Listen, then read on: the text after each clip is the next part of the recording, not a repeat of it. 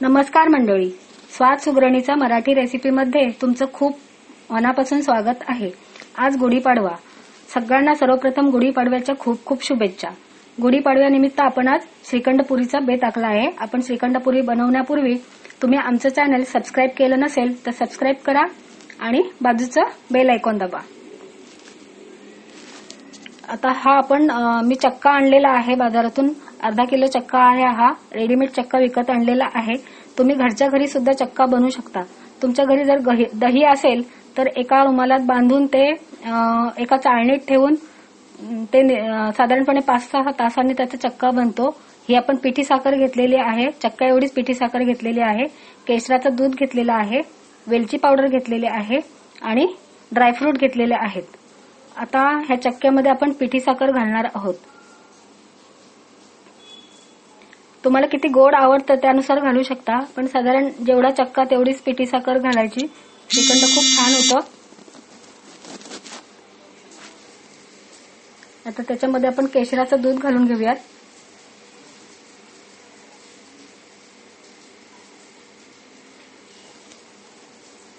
वेलची पावडर घालून घेऊयात।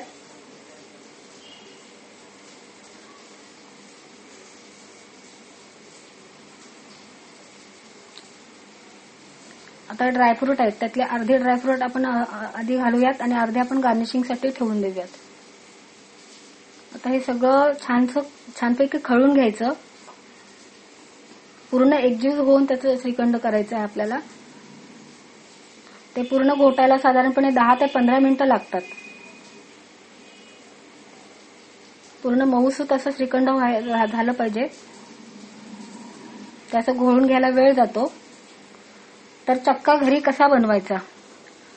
दही असेल ते एका मलमलच्या कपड्यामध्ये बांधायचं, छानपैकी घट्ट बांधायचं आणि एखादी मोठी चाळण असेल त्यात ते ठेवायचं आणि वरती काहीतरी वजन ठेवायचं आणि 5 ते 6 तासांत ते सगळं पाणी त्यातलं निथळलं जातं आणि चक्का तयार होतो। तर असा चक्का बनवून सुद्धा तुम्ही श्रीखंड घरच्या घरी बनवू शकता। पूर्ण हे असं आपण घोळून घ्यायचं आहे, पूर्ण ते मॅच झालं पाहिजे। तुमच्याकडे हँड ब्लेंडर असेल तर त्याने तुम्ही घोळून घेऊ शकता किंवा मिक्सरला सुद्धा बारीक करू शकता।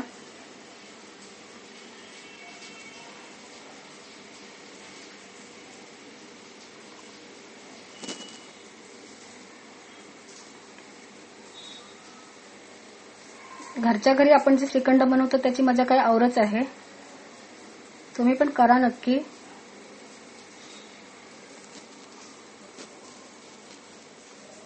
आपला आता श्रीखंड तयार आहे। मस्त श्रीखंड आता आपलं गोटून झालेलं आहे, बघू शकता। मस्त एकदम फ्लफी आणि मऊसूत असं श्रीखंड झालेलं आहे आपलं। मला 15 मिनिटं गेली हे पूर्ण गोळ करायला, पण छान झालेलं आहे श्रीखंड। बघा मस्त दिसतं एकदम।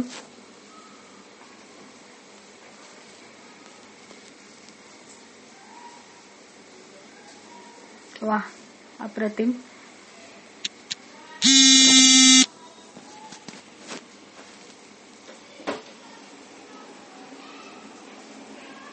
आता एका भांड्यामध्ये आपण हे श्रीखंड काढून घेऊयात।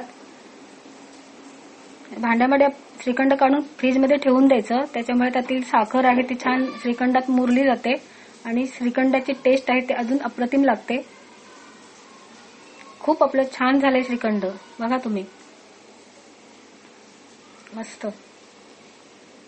आता त्याच्यावर आपण ड्रायफ्रूट टाकून गार्निशिंग करून घेऊया।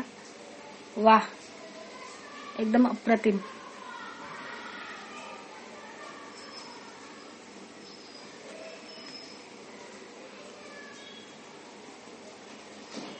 तर भांड्याला आपण हे झाकण लावून फ्रीजमध्ये ठेवून देऊया।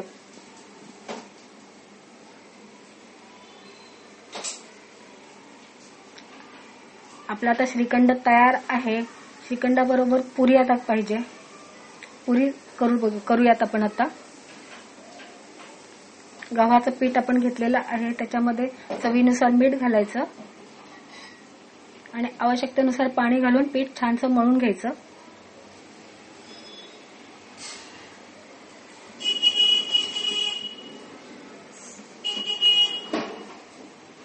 आपले मराठी सण आणि त्या सणानिमित्त आपण जे पदार्थ करतो ही परंपरा मस्तच आहे एकदम. त्याची मजा काही औरच आहे. पिठामध्ये आपण थोडंसं तेल घालून आणि आवश्यकतेनुसार पाणी घालून आपण छानसं पीठ मळून घ्यायचं. आपलं पीठ आता मळून झालेलं आहे. हे पीठ आहे ते आपण नेहमी चपातीचं पीठ मळतो त्याच्यापेक्षा जास्त जरा कडक मळायचं आणि साधारणपणे 10 मिनिटं मुरायला ठेवायचं पीठ. त्याने पुऱ्या अजून छान होतात. आता आपण ही कढई आहे त्याच्यात तेल गरम करायला ठेवूयात. तेल गरम होईपर्यंत आपण पुऱ्या लाटून घेऊयात. एक असा मोठा गोळा घ्यायचा.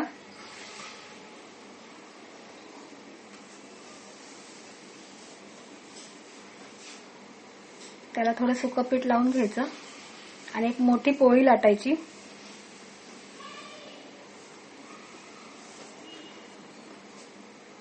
आपण चपाती लाटतो त्याच्यापेक्षा जरासं जाडसर ठेवायचं पुरीचं. त्याच्यामुळे पुऱ्या कडक नाही होत, मऊसूत राहतात. तुम्ही एक एक पुरी सुद्धा लाटू शकता. मी अशी मोठी चपाती करून त्या पुऱ्या कापून घेतलेल्या आहेत एका भांड्याच्या सहाय्याने.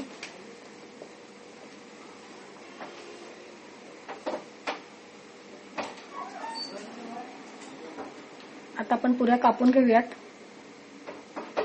अशा पुऱ्या सगळ्या एक साईजच्या होतात आणि एकदम गोल गोल होतात म्हणून मी अशा केलेल्या आहेत. तुम्ही एक एक पुरी सुद्धा करू शकता.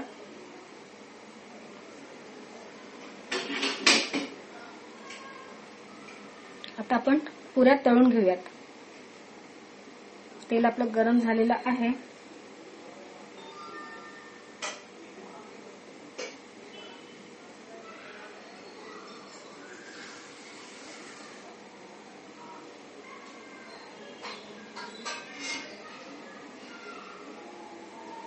मस्त छान पुऱ्या फुगलेल्या आहेत.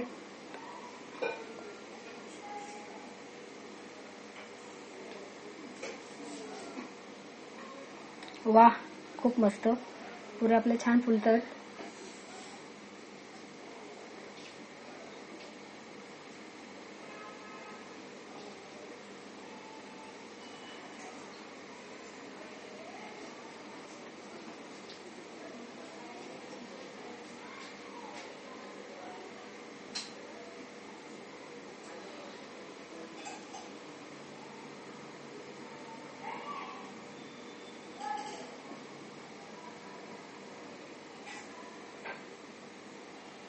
आपला आता श्रीखंड पुरीचा बेत तयार झालेला आहे. श्रीखंड पण आपलं तयार आहे आणि त्याच्याबरोबर आपली गरमागरम पुऱ्या पण तयार झालेल्या आहेत. मस्त. तुम्ही पण नक्की करून बघा घरच्या घरी श्रीखंड आणि आम्हाला पण कळवा तुमचा श्रीखंड पुरीचा बेत कसा झाला. तुम्हाला आमचा आजचा व्हिडिओ आवडला असेल तर लाईक करा, तुमच्या मित्रांना शेअर करा आणि वेळात वेळ काढून आमची आजची रेसिपी बघितली त्याबद्दल खूप खूप धन्यवाद.